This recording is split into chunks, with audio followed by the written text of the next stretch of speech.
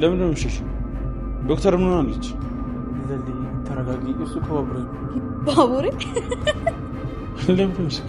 ወይኔ ጉዴ በጣም እያየኝ እኮ ነው። ኢላዬ ደግሞ በጣም ያስፈራል። ለሊ ስሜን ደግሞ የት ነው የሚያውቀው? እሱንም ረስተሽዋል? መቼም ይህም ጓደኛዬ ነው አትለኝ።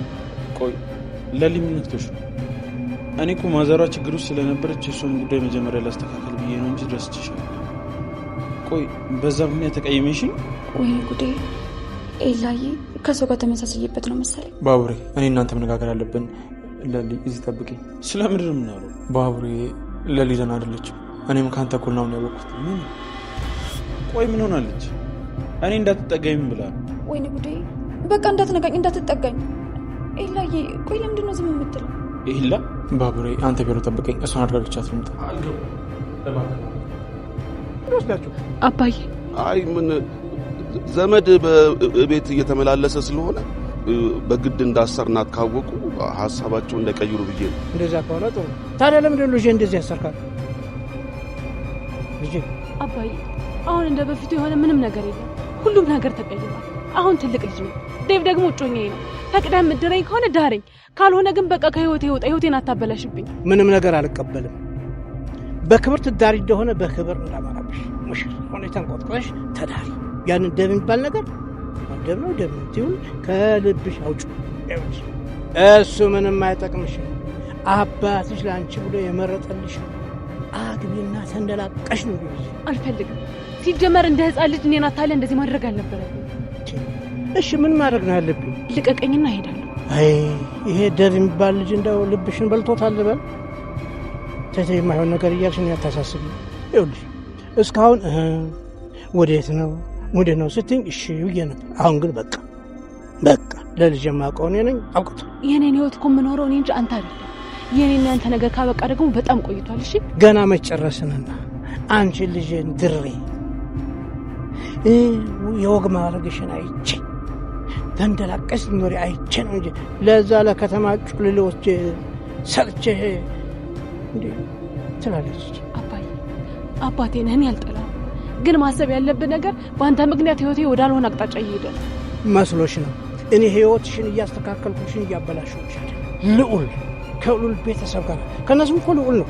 የልዑል ልጅ አግብተሽ ድልቅ ቃል ኑሮ እንድትኖር እንጂ እኔ ህይወትሽን እንዲያርግ ያበላሽው ላንቺው ብዬ ነው። እዛ ከተማ ጮሎሌ ጋር ወስጄ ግን አይ ብለሽ ደስ ብለሽ የምትዳሪ ከሆነ ደስ ይላል። አይ ሳልሽ እንደዚቹ እንደታሰርሽ ወስጄ ነው ማሳከብሽ። እሺ አባዬ አንቺ ልጅ ተረጋጊ። ለሊ ማበድ የለባትም የምትሉ ቪዲዮውን ላይክ እያረጋችሁ ብዛታችሁን አሳዩኝ። ለሊ ከጊዜ በኋላ እንደሚታወቀው በጣም እብደት በሚባል ደረጃ ጭንቅላቷ ሙሉ ለሙሉ ተቀይሯል። ይህም የሆነበት ግራ ያለገባችሁ ሰዎች መጀመሪያውኑ ቤዛ እዛ ዶክተሮች ሲቀጥሯት ወይንም ደግሞ ሲያስገቧት ለተንኮል እንደተፈጠረች ሁሉ እዛ ያሉትን መድኃኒቶች እንዳለ ቦታ ስትቀይርባቸው ነበረ። ትክክለኛዎቹን መድኃኒቶች አውጥታ እየሸጠችና ባልሆኑ መድኃኒቶች ወይንም ጊዜያቸው ያለፈባቸው መድኃኒቶች ወደዛ እያስገባች በምትኩ እነዚህን እያስቀመጠች ያለችው አሁንም ድረስ ስራዋ እንዳይነቃባትና ማንም ሰዎች ሳያውቁባት የራሷ የምትለውን እቅድ እስክታሳካ ድረስ እዛ ለመቆየት ነው። በዚህ ሁኔታ ላይ ነበረ አስባበትም ይሁን ሳታስበው ያንን መድኃኒት ለሊ መሰጠት የነበረባትን ወይንም ለሊ የምትከታተለውን መድኃኒት ቤዛ በቀየረችው መድኃኒት ተቀይሮባት ነገሩ ወደዛ ሊቀየርባት የቻለው። ዶክተሩም እስካሁን ድረስ ምን እየተፈጠረ እንዳለ የሚያውቀው ነገር የለም። ባቡሬም በራሱ በኩል የዶክተሩ ጥፋት ነው ብሎ ስላሰበ እንዴት በዚህ ልክ ትቀየራለች ብሎ አሁንም ቢሆን ትክክለኛ የሷን በሽታ ልትነግረን አልቻልክም? ምንድነው እያጋጠማት ያለው? የአይምሮ የመርሳት በሽታዋ ከመጀመሪያ ከነበረባት በሽታ ጋር በምን መልኩ ሊገናኝ ይችላል እያለ ባቡሬ በጣም በትልቁ ተናዶ ነበረ። ባቡሬን ሌላው ያናደደው ነገር ለሊ ሊያገኛት በሚሄድበት ሰዓት ላይ ባቡሬን በጣም እንደምትፈራውና ድጋሚ ፊቱን ማየት እንደማትፈልግ ሲነገረው በጣም ነበር ያዘነው። በዛ ላይ ደግሞ ዶክተሩን ያኔ ስትለው የነበረው እንደ በፊቱ ፍቅረኛዋ ስሙን እየጠራችውና እሱ የትም መሄድ እንደሌለበት እያለ ያንን ነገር ባቡሬ ያያል። በዚህ ሁኔታ ላይ በጣም ይናደዳል። ይሄ ሁሉ ስራ በቃ የዚህ የዶክተሩ ሰውዬ ነው ብሎ እንዲያስብ ነበር ያደረገው። ባቡሬ ነገሮችን ተረጋግቶ እንዲያስብና ከዚህ በኋላ ከሱ ጋር መነጋገር እንዳለበትም ጭምር እያሳወቀ ነው ያለው። ቶሎ ብላ ወደ ሕክምና መግባት እንዳለባትም ጭምር አሁን ካለችበት ይዘዋት እንዲመጡ እየተደረገ ነው ያለው። ይህንን ሕክምናዋን መከታተል ባለበት ሰዓት ላይ ለሊ እዛ ቦታ ላይ የለችም። ምክንያቱም የነበረው ቤዛ መጀመሪያውኑ እዛ ቤት ውስጥ ከገባች ጀምሮ ከለሊ አክስት ጋር አብራ እየሰራች ነው ያለችው። የለሊ አክስት ደግሞ እቅዶቹን እንዳለ ቀድማ እየነገረቻት ቤዛ በታቀደው መልኩ እያደረገች ያለችው ይመስላል። ምክንያቱም ለሊ እንድታብድና ያንን እብደቷን ብዙ ነገሮችን ስለሚቀያይር ማለትም ከዚህ በፊት የምታምናቸውን ሰዎች አሁን ላይ አታምናቸውም። በፊት የማታቃቸውን ወይንም ደግሞ የምትፈራቸውን ሰዎች አሁን ወደ ራሷ እያቀረበች ነው ያለችው።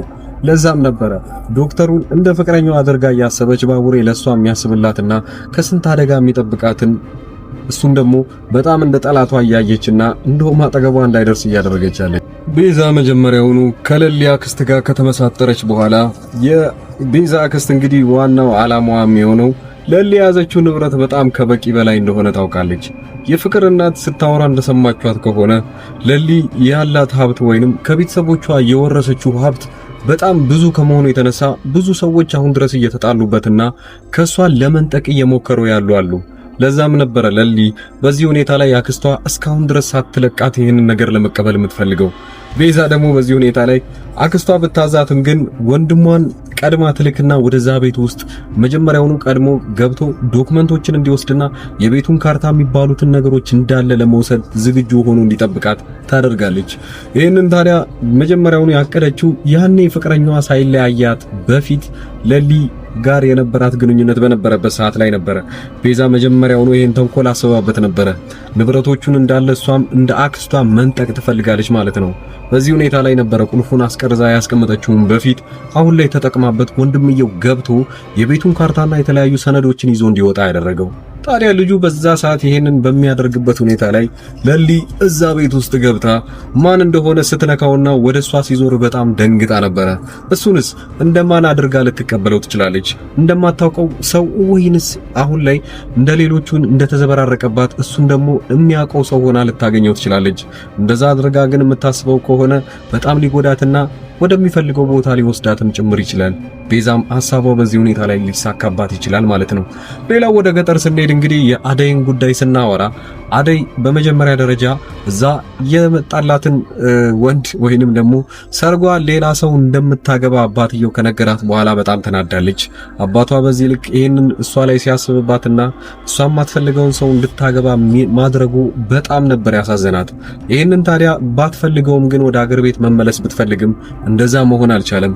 አባትየው እያለ ያለው አሁን ላይ ለኔ ክብር የምትጨነቅልኝ ከሆነ ይሄን ያመጣውልሽን ሰውዬ ማግባት አለብሽ፣ አሊያም ግን እምቢም ካልሽም እንደዚሁ እንደታሰርሻት እንግዲህ ማግባትሽ ነው ብሎ ነበር ውሳኔውን ያስተላለፈው። ታዲያ በዚህ ሁኔታ ላይ አጎቷም ጭምር ደግሞ ለሷ ቢያዝንላትም ግን ግዴታ ይሄንን ሰውዬ ማግባት እንዳለባት እየነገራት ነው ያለው። አባቷ ያለው አቋም ቢኖር ዴቭን ማግባት እንደማትችል ሲነግራት የከተማ ሰው ከዛም ማምጥተሽብኝ ማንም ሰው አንቺን ሊወስድሽ አይችልም፣ እዚህ ክብር እንዳለሽ አባትሽ ደግሞ ሌላ ክብር ያለው ሰው ነው ማግባት ያለብሽ ብሎ ነው የሚያስበው። አባቷ በዚህ ሁኔታ ላይ ነበር። ታዲያ እሱ የሚጨነቀው እንደ ድሮው ባህል ያው አንድ ሰው ሊያገባ ሲል የዛን ሰውዬ ሀብት ንብረቱ ብቻ ሳይሆን የሚታየው ምን ያህል ክብር አለው ለሰፈሩ፣ ምን ያህል ሰው ወዳድ ነው፣ ምን ያህል ሰዎች እሱን ሊያከብሩት ይችላሉ ቢለው በዘመድ ብቻ ነው። የልጆቹ ሁኔታ የሚያገባቸው ነገር የለም። ወንዱ እንደውም አሁን መምረጥ ይችላል እንጂ በፊት እንደነበረው ሴቶቹ ጭራሽ መምረጥ አይችሉም። የመጣላቸውን ወንድ ማግባት ብቻ ነው። አደይም እንደዚህ አይነት ዕጣ ፈንታ እየመጣባት ነው ያለው። አንድ ስልክ እንኳን ወደ ከተማ እስካሁን ድረስ አልደወለችም። ዴቭም ምን ጉዳይ ላይ እንዳለች እንኳን የሚያውቀው ነገር የለም። በቀጣዩ ቀን ሽማግሌ ሊልክ ነው። ታዲያ ሽማግሌዎቹን ይዞ ሲሄድ ምን ጉድ እንደተፈጠረ ምን ላይ እንዳለች እንኳን ያኔ ማወቅ ይችላል ማለት ነው። ምን ሊያደርግ ይችላል? ዴቭ እንግዲህ በቀጣዩ ቀን ሽማግሌዎቹን ይዞ ወደ አገር ቤት ይሄዳል። ይዟቸው ሊሄድ የሚችለው እናትየው ጋር ነው። እናትየውም በዚህ ጉዳይ ላይ ደግሞ አንድ አርፍዳም ቢሆን የሰማችው ነገር አደይን አባቷ እንዳገታትና ለብቻው ያስቀመጣት ለሌላ ሰው ሊድራት እንደሆነ እየተናገረ ነው።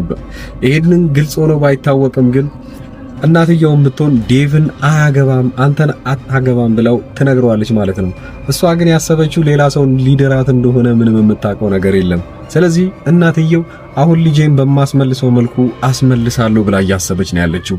ቶሎ ሳይረፍድባት ይህንን ነገር ማድረግ ይኖርባታል። ዴቭ ወዲያው እንደሄደ እህቷን ስለሚያገኛት እህቷ ደግሞ ያለውን ሚስጥር እንዳለ ትናገራለች ማለት ነው። ነገሩ ግን እንዲህ ነው። እህትየውም የማታውቀው አንድ ነገር አለ። ዴቭ እሱ አይደለም ሙሽራው እንደሆነ ሌላ እዛው ሀገር ቤት ውስጥ የተቀመጠ አንድ ሙሽራ አለ። የሱ ሰርግ እንደሆነም ጭራሽ የሚያውቁት ነገር የለም። አደይም ነፃ ወጣ ወይንም ደግሞ አምልጣም ቢሆን ወደ ከተማ መመለስ ይኖርባታል ማለት ነው። ይሄን በቅርቡ የምታዩት ይሆናል። የዚህ ድራማ ተከታታዮች አብዛኞቻችሁ ከጽናት ወይንም ከሰራተኛዋ አደይ ድራማ የመጣችሁት ናችሁ እና አዳዲስ ስለሆናችሁ ቻናሉን ሰብስክራይብ በማድረግ እንደዚሁ አዲስ አበባ ውስጥ ቁጭ ብዬ የምሰራውን የግል ስራዬን ላስተዋውቃችሁ። እናንተ ማንኛውንም ዕቃ ከውጭ ሀገር ሆናችሁ እኔን ማዘዝ ትችላላችሁ። ለቤተሰቦቻችሁና ለዘመዶቻችሁ አዲስ አበባ ውስጥ ላሉ ሰዎች ማንኛውም ሰዎች ዋይፋይ፣ ሞባይል ስልኮች፣ ኤሌክትሮኒክስ ማንኛውም የተባሉ ነገሮች እንዳለ እየላኩ እገኛለሁ። ሌላው ደግሞ ወደ ሩቅ ቦታ ከሆናችሁ ወይንም ከአዲስ አበባ ውጪ ካላችሁ ለምሳሌ ወደ አሰላ፣ ወደ አዳማ፣ በባህር ዳር፣ በደሴ በኩል እንዳለ ያላችሁ ሰዎችም ደግሞ ዕቃዎችን ባዘዛችሁ በሳምንቱ ይደርስላችኋል። ሰፋ ያለ መረጃ የያዘ ቪዲዮ አለ። እሱም በማየት ዕቃ እኔን ማዘዝ የምትፈልጉ በቴሌግራም በዋትስአፕ እና በኢሞ ማናገር ትችላላችሁ። በፊት እንደዚህ ፓወር ባንክ እና ዋይፋዮችን ከኔ ዕቃ ማዘዝ የምትፈልጉ ካላችሁ አዲስ አበባ ውስጥ ሆኜ የተለያዩ ዕቃዎችን እየላኩ እገኛለሁ። ይሄኛው ዋይፋይ እና ይሄኛውን ስልክ አንዲት እህታችን ናት ያዘዘችኝ። እዚሁ አውቶቡስ ተራ አካባቢ የሚደርስ ዕቃ ነው። ለወንድሟ ልደት ሳትነግረው ዕቃ ልኬልሃለሁ ሳትለው ስልክ ቁጥሩን ብቻ ሰታይ እኔ ወዲያውኑ የልደቱ ቀን ሄጄ የምሰጠው ይሆናል ማለት ነው። እናንተ የምትፈልጉት ስጦታ ብቻ መስጠት ሳይሆን ለቤተሰቦቻችሁ የምትፈልጉት ዕቃ ካለ ማንኛውንም ዕቃ እየላኩ እገኛለሁ። ከዚህ በፊትም ዕቃ ያዘዛችሁኝ ልጆች እስቲ ኮሜንት አድርጉ። ሌላኛው ይሄ ደግሞ 40,000 ፓወር ባንክ 40,000 ማለት አንድን ስልክ ከ10 ጊዜ በላይ ቻርጅ ያደርገዋል። ይሄንን እኔ ጋር ማግኘት ትችላላችሁ። ይሄ ደግሞ ወደ ሀገር ቤት የሚላክ ነው። ወደ ደሴ አካባቢ የሚላክ ዕቃ ነው ማለት ነው። ይሄንን እኔ ጋር በ10,000 ብር ብቻ ታገኙታላችሁ። ሌላው እቺ ትንሿ ደግሞ 20,000 አምፒር ነች። አንድን ስልክ ቢያንስ 4 እና 5 ጊዜ ቻርጅ ማድረግ ይችላል። ፉል ከዜሮ አንስቶ የራሱ የሆኑ ኬብሎች አሉት እዚህ ጋር። እነዚህ ነቅላችሁ ቻርጅ ማድረግ ብቻ ነው። የአይፎን የሰፊው ስልክና የታይፕ ሲ ቻርጀር አለው። በዚህ በኩልም የራሱ አለው። ፐርሰንት እዚህ ጋር ያሳያል። እናንተ እንደዚህ አይነት ዕቃዎችን ማዘዝ ከፈለጋችሁ ዋይፋዮችም ከ3500 ብር ጀምሮ አሉ።